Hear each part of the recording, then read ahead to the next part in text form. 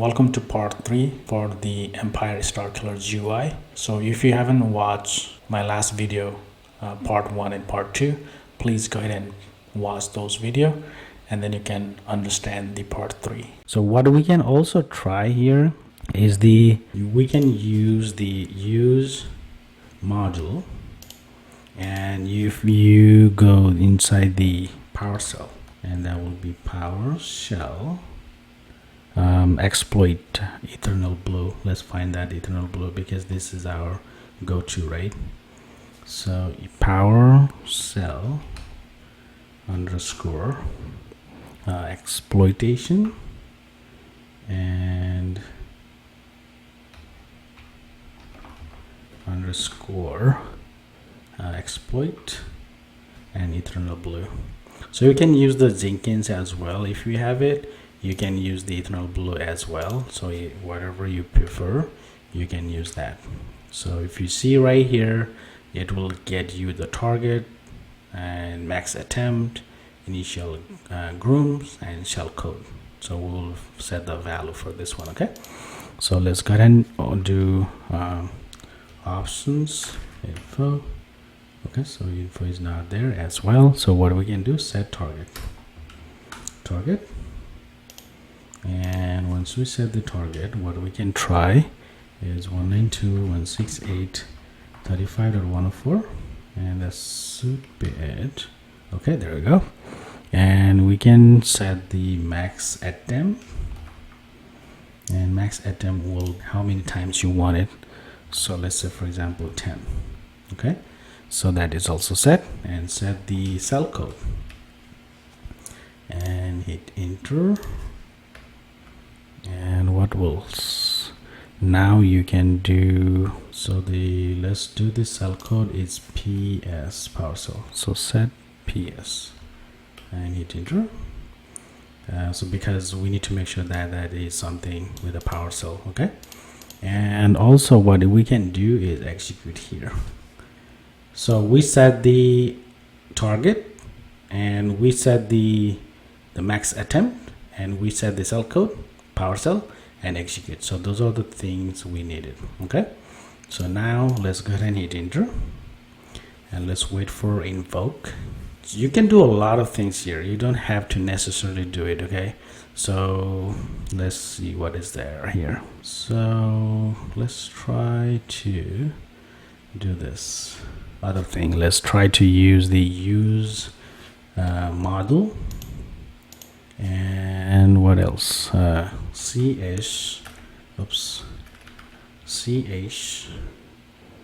and harp underscore credentials rubrics. So we can try this one. Okay, so hit enter. We can try here.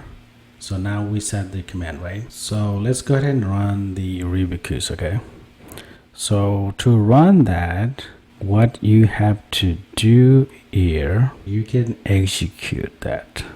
So execute, and once you execute, so let's see what else we can try. So let's wait for execution.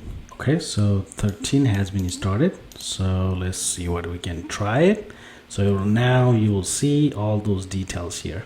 There are like a admin is running with a Kerberos, all those details here. Okay, so this is a good thing. So now what you can try here. So what we can try, the use model again, and at least we know there's our admins are logged in, so this is a good thing. And we can do PowerShell underscore credential, and that will be LSA. Let's see, you can do power dump as well, mimicat purge, mimicat login password. So let's try this one. This will be interesting for me. So I don't know if, so you can invoke that, right? So now what you can try here is execution. So let's execute, and let's wait. And if not, then we'll try the other one, so to get the credential as well. So it takes a little bit time to execution because it's 14 started. Let's wait. Stuff's right here. Okay, so now let's see. Okay, so we get the has. That means let's see if there is anything password. So let's see password. Admin. Let's see admin. There's no password. Okay. So at least we can get the NTLMS, so we can try that. And we do have the admin here, and we'll try the administrator. And let's see, test 2 here as well, and we'll see the administrator right here. So those are the things. Okay, we know that, right? So we have already here, so we are not worried about that. So but if you want it, you can document it.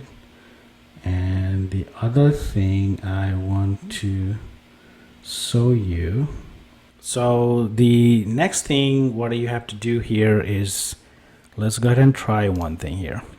So we will try to run the PowerShell PSEXE, so if that's possible or not, but let's try it. Module, oops, not that. So the model here, model, and model will be the PowerShell, oops, not that, PowerShell underscore, and let's try to do is, so the lateral moment right here, and we'll try to run the execution right here. So what you can do here is options here. You can do options. It will show you what exactly it needs. Okay, so we will try to use the credential, and we do have the credential here, right? So the credential will be